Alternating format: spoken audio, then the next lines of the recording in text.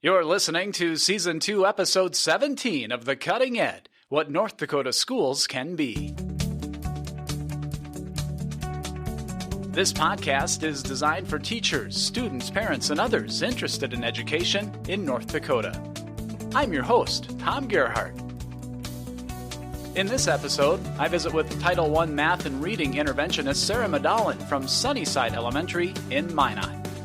Sara talks about her Girl Power project, her interest in promoting literacy, and how she sets aside time for students before and after school to build relationships. Maybe there's something that you want to do one time during the school year that's outside school hours or before school hours to make a difference in kids' lives. The number one piece of advice I can give is to take a risk, find a time, do it one time if that's all you can do, and you will see the rewards are great. Now, my conversation with Sara Medalen from Sunnyside Elementary in Minot. Take me back to your early years in the classroom and maybe how you've evolved. I think the biggest thing that I can say about evolving as a teacher is having a lot of good mentors when you first start out. And I will say that I have changed so much, and that's with any job that you grow and you learn and you change. But if I wouldn't have had such good mentors when I started out, I'm not sure what direction that could have gone. But I have grown just because of all those amazing people that have had an impact in my life. Teachers and administrators and students as well have really helped me evolve into the teacher that I am. And I think, from the very start, I knew that relationships were important. All those 20-some years ago when I started teaching, I knew that relationships were important, and we hear a lot about that now. But that's always been important. That's not something new. And as far as the whole innovative teaching, I think when the innovative initiative came down in North Dakota, I was really interested in it, and I wanted to know more about it, and I wanted to know how to be innovative, because I could really see that we really need to make learning relevant for kids. And I think that's what innovation is all about. I think really innovation is not something new either. But how are we making relevant for kids? Because our world is changing so rapidly. I really do believe that there are some things we do need to keep teaching the same way, but there are also some ways that we can change to be better teachers for our students. How can we prepare them for this world, and what kind of job skills do they need? I know that's far off for some of the elementary kids, but just really using strategies that prepare them for life. How hard is it for you as a teacher, other teachers, your coworkers, to innovate when you can be overwhelmed with curriculum and what's happening in your day-to-day life, which is consuming? That's true. Teachers are overwhelmed with just making sure that they're hitting everything they need to hit in the curriculum. But if teachers can see things in ways that they can make it better and more relevant for students, it's not always about technology. Innovation is not always about technology. It is about finding a better way of doing. Is there a better way of doing something for kids? And if there is, we need to do it. And, I was struggling a little bit with that innovative initiative when it came out. And so I read Ted Dintersmith's book, What School Could Be, and I read George Kiros's book, Innovator's Mindset, and I started following some people on Twitter. And that quickly helped me wrap my head around the fact that it's not big things, but sometimes it's small changes that can make a big difference for our students. I'll just give you an example. In the Read 180 class that I do with 4th and 5th grade students, I've just always done a reading log. They read what they're supposed to read, and they just kind of reflect on what they've read. And the kids were dragging on it. I was dragging on it. They'd bring it to me, and I was like, well, is that what trying to kind of get it out of them? Is that really what you took away from what you read today? And about that same time, I was saw Tara Martin on Twitter, and she was doing book snaps. And I think this is a perfect way of taking something little that you're doing with students and making it more innovative. And when I saw her book snaps, obviously that's relevant to kids. Kids love Snapchat. And, the basis behind our book snaps is that they take a picture of the page of their book and they respond to it using emojis and maybe just a short little statement about how that page made them feel or what stood out to them. And she has great videos out there on how to do it. And we used Google Slides. And so the kids learned a lot about Google Slides, which I think will carry over into other areas of education as well. And the kids were instantly engaged. The room was buzzing. They couldn't wait. They were so excited. And every day they were excited to come into the room. And I really saw more insightful responses about what they were reading. It was less threatening and it was more relevant to them because they love Snapchat. And so that was just one way of changing something to make it better. And I think that's what innovation is. It doesn't always have to be big things. And as a teacher, I'm sure to be in that atmosphere is really rewarding.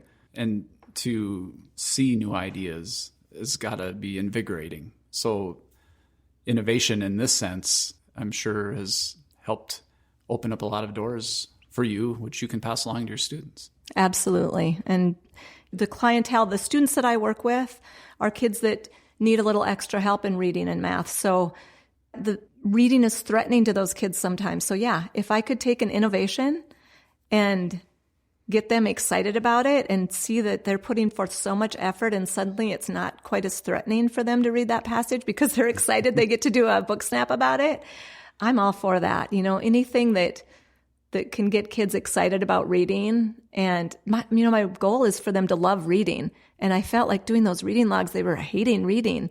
And now all of a sudden they're loving reading and they're excited to get to their books. Hey, that's what we want. We want lifelong learners. And so we need to get them hooked.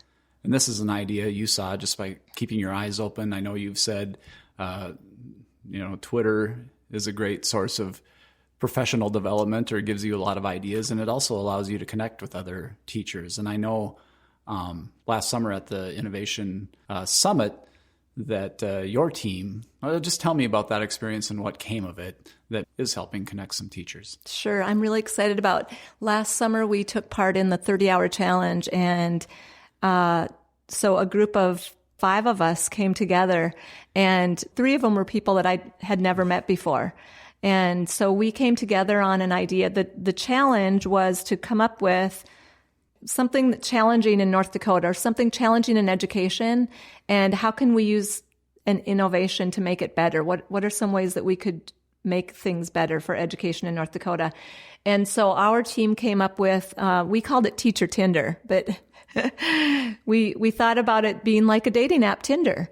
And only we're not trying to get people together. We're not trying to get people dating here, although you never know. But the whole goal behind it was to connect teachers based on their interest and so that they could share innovative ideas and share across the state. A lot of people say that, especially in the small rural schools, that sometimes they feel isolated. And so, this concept of ours was to create an app so that teachers could connect with other teachers and learn from each other. And so we are working right now with, I just talked to Superintendent Baszler, and she made some great connections for us. Ted Dintersmith awarded us $10,000 to move forward with the app, but $10,000 isn't enough to move forward with an app. So we created a nonprofit organization, Teacher Spark. We moved it from Teacher Tinder to Teacher Spark. And so we just were kind of hitting some roadblocks, but Superintendent Baszler just connected us with some other people in the state. We really want to get student involvement. And so that's kind of the direction we're going right now. So I'm hoping this app will come soon to teachers across the state. I want to mention some engagement ideas, options that you're passionate about, and just kind of let you answer to them. And I know one thing that's important to you and in talking to you is the parent and family engagement piece, going to where students are, not always having them come to you. Tell me a little bit about how you kind of came onto that idea and then some of the things you've done to go to students and engage their families and find them where they are. Sure. Sunnyside is the highest poverty elementary school in Minot, and we have amazing families and amazing students. And The principal at this school has a lot of training in the Ruby Payne research on working with kids in poverty. And so she's really kind of instilled a lot of values in us. And the culture at this school is number one based on relationships. And so this isn't just me, but this is the whole staff. We really wrap our arms around the students and the families and this entire community. So I think, one of the things that Cindy Cook, who's the principal here, does is she holds like dream time for us and gives the whole staff an opportunity to just throw out any ideas. If money wasn't an obstacle, what are some things that we could do for our kids and our families? What would we want to do to reach out to them? And for a lot of families too, if they're not comfortable, maybe they've had bad experiences in school, so they're not so comfortable coming into the school. So what can we do to bring these people into our schools and also to get us out into the communities? And one of my favorite things that came out of that dream time is last year we talked about, maybe having a barbecue with, somewhere out in our community. And then it just came to us, let's go around in an ice cream truck into our kids' neighborhoods and give away free ice cream to the kids. And what a great way for staff members. We wore our Sunnyside shirts. One of our secretaries from the school that's now at another school, her son has an ice cream business, and they were definitely on board with it. And it just came together beautifully. And it was a group of teachers walking through our kids' communities with the ice cream truck, and great for us to see the kids in the summer, and great for families to get to come out and visit with us a little bit and just to let them know how much we care about their kids all year, not just during the school year. It's been great. It was a great way for us to check in on our kids and give them some hugs. And there's a STEAM academy in Minot that's doing amazing things. But we kind of see that some of our kids maybe don't get to those things. So we wanted to do something right here at Sunnyside for the families. So we in January, we ran STEAM Saturdays for free right here at the school for kids. The great thing about it is that it did not cost us 1 cent. We did not have a lot of STEAM kits at that time. We do now. Our PTA has bought some, but we went to the MDEC in Minot and we got everything. We brought in a planetarium so the kids could learn about the stars and the planets and all kinds of STEAM activities. And, just being able to come up with ideas on what can we do and just right here at our school to bring our kids in and to expose them to some of the things that they might not get to, even if they're right here in our own community. Let's do it right here at our school. You mentioned a couple of things to me before, too. The red carpet welcome that happens at Sunnyside, the superhero 5K, a couple of other fun events, too, that I imagine show the kids that the school community really cares about them. Yeah, the first day of school, this is our, I want to say second or third red carpet event. And we literally have a red carpet that we roll out in front of our school, and we have loud music playing, and some of the teachers have microphones. So when we see the kids coming, we call them by name, and, a lot of tears from parents. That happens on the first day anyway. But boy, when they see how important we feel that their kids are and that they are, that's a great way to make them feel comfortable in our school and know that, it really takes us working together. You mentioned outside of school in the summer, but there's also outside of school during the school year. And you say there's a power in before and after school connections. You've recognized that. You've acted on that, whether it's Books and Braids, Do's and Dues. Tell me about those programs some more and the connections that you've made and what that does for kids. Sure. My recommendation for teachers, and I didn't always take risks, but my recommendation is to take a risk and just try something. And it's the same thing we teach our kids. If they fail, learn from it and try something different. And so I'm an interventionist. So my day is packed with small groups of students. And I wasn't always getting to do some of those things that I wanted to do to really make connections with kids. So, when Books and Braids started, that kind of started because of that. I saw kids in school so early in the morning and, what could I do for these kids and how could I just give their morning a great start? And it's just been a really powerful way. And, it's not about the braid. It's not about the hairstyle for the boys or the braid. I've said it all along, it's about that one-to-one connection and just giving them this beautiful start to the day that I love about that.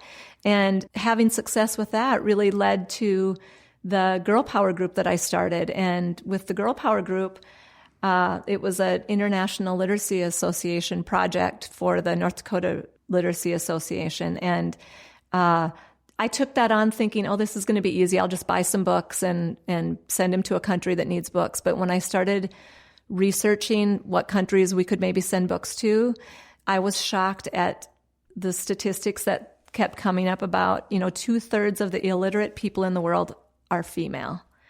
And so that just started popping up all over the place. And I kept seeing that girls aren't always allowed to go to school. And so that quickly turned into, that was about the same time as Me Too and Time's Up. And I thought, I really want to empower these girls at Sunnyside. They don't always have strong female role models. And what can we do? And the Girl Power just kind of came into action. And it's grown over the last 3 years to this great program where these girls are raising money and sending it to pay for girls to go to school in Haiti. And this year we took a trip to the legislature, and what a great way for the girls to see. And boy, we definitely talked about, wow, there's a lot more males, there's a lot more boys, the girls said, than girls that are making these decisions for our state. And just the power that would come with having more female voices. And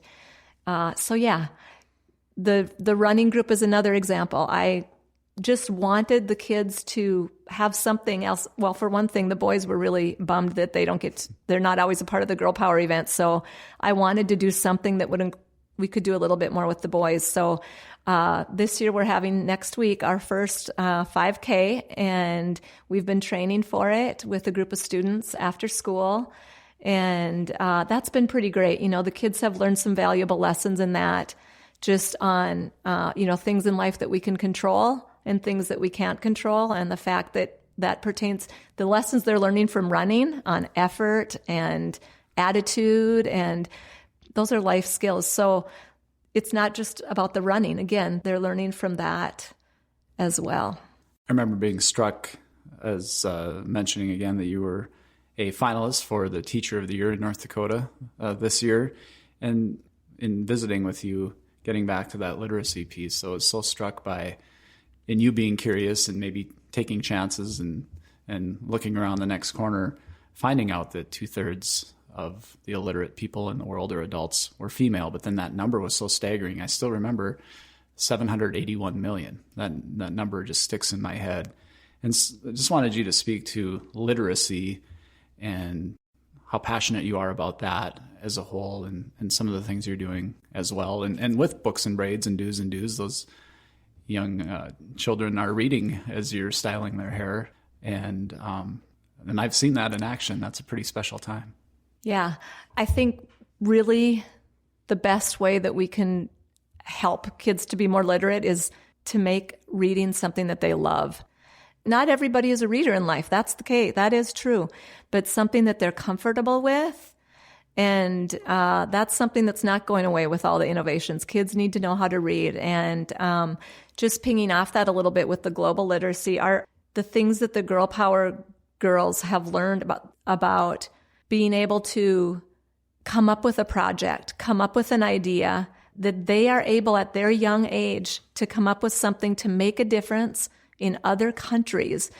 We did some project-based learning with that, and the kids came up with things that they could sell, things they could make and sell, and how much would it cost to make them, and how much time would it take, and then they presented to the group. So some great public speaking skills that they were gaining from that, but just that they could think about how they, at their young age, could make a difference in the lives of girls in another country to help them be able to go to school and learn to read, because they just couldn't believe that girls couldn't go to school. And it came out of the girls' mouths, every person has a right to go to school. And especially when we find out that a lot of countries don't allow girls to go to school. Really, that literacy component is huge. Foundational. Lifelong. You mentioned this early on. I was going to try and land on it a little bit, but everything we've talked about really just points back to those relationships. Speak to that a little bit more. It's part of the education environment here at Sunnyside. It's critical to you. Is that the most meaningful takeaway? If you could step back a little bit and look at your profession and what you're doing on a day in and day out basis, is that what means the most to you? Are the relationships you walk away with? 100%. I think partly because as a teacher, coming to school every day and making a relationship with these kids makes my job easier. And not only that, but it makes my job more fulfilling. And I've said it before, I'll say it forever. I get as much out of this as the kids do. And just working with kids and just the love that I can give them and that they give back to me, I don't know. It's the best part of my job for sure is the relationship piece. And I know that without that, the learning's not going to happen. We all know that. Like I said, relationships is nothing new. And the kids are pretty important. And I love my job. Is there a greater gift than having that opportunity to make a difference in the lives of children each and every day?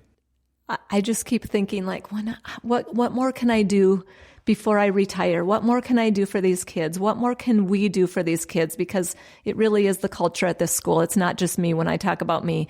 It's the culture at this school, and there is nothing more meaningful. And I just keep thinking, what more can I do? What could we do next that we could do for these kids, and hopefully make a difference in their lives.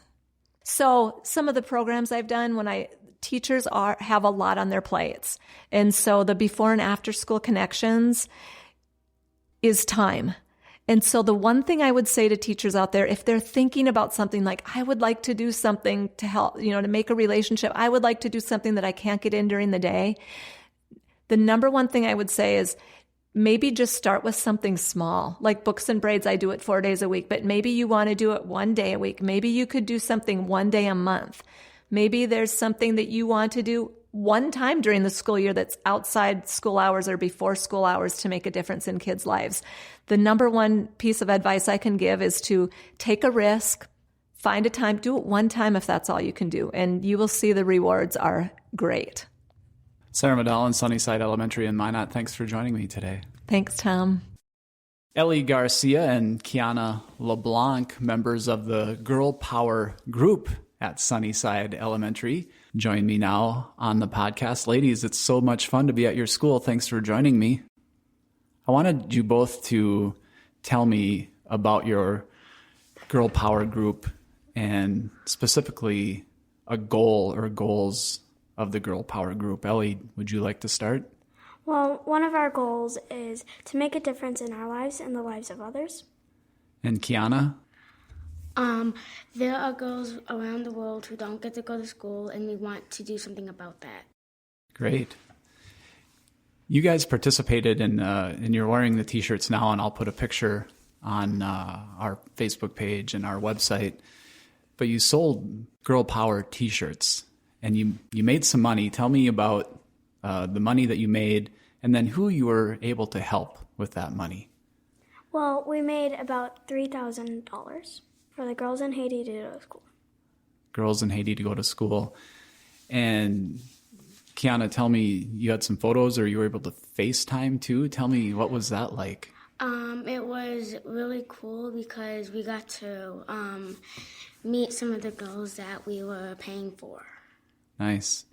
Kiana, you also were able to travel to Bismarck this spring or winter and participate in Women's Day at the legislature.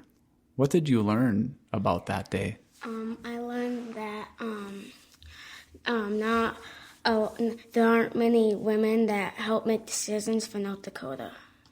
Ellie, the Girl Power group has listened to a lot of speakers and you've had a chance to meet a lot of people. Tell me about some of the people that you've met and what you've learned from hearing from them. Well, one of our speakers were Chief Kelly from the fire department, Minot Air Force Base Special Operations. You met a police officer? Yeah, police. the Minot State women's basketball and hockey teams. What did they tell you? Well, we watched the hockey teams play. Yeah. And did they encourage you to go to college? Go to college, yeah. You've also heard from Miss Teen North Dakota, right? What was her message? Her message was about Down syndrome and people with disabilities. And accepting them for who they are. Mm-hmm. Yeah. So tell me about the T-shirts that you both have on. You're pretty proud to be part of this group? Yeah. Yeah. What's the most special thing, or what means the most to you about being part of the Girl Power group, Ellie? Well, to help the girls in Haiti get to go to school. How about for you, Kiana? Same thing. Same. Well, thank you, Ellie Garcia and Kiana LeBlanc, for joining me and welcoming me to your school here at Sunnyside Elementary in Minot. That concludes my conversation with Sara, Kiana, and Ellie. If you have questions or comments for them, let me know by finding The Cutting Ed on Facebook and Twitter. Let's have a conversation together. The Cutting Ed is a partnership of the North Dakota United Foundation, the North Dakota Department of Public Instruction, Prairie Public Education Services, and Ted Dintersmith. I'm Tom Gerhardt. Thanks for listening.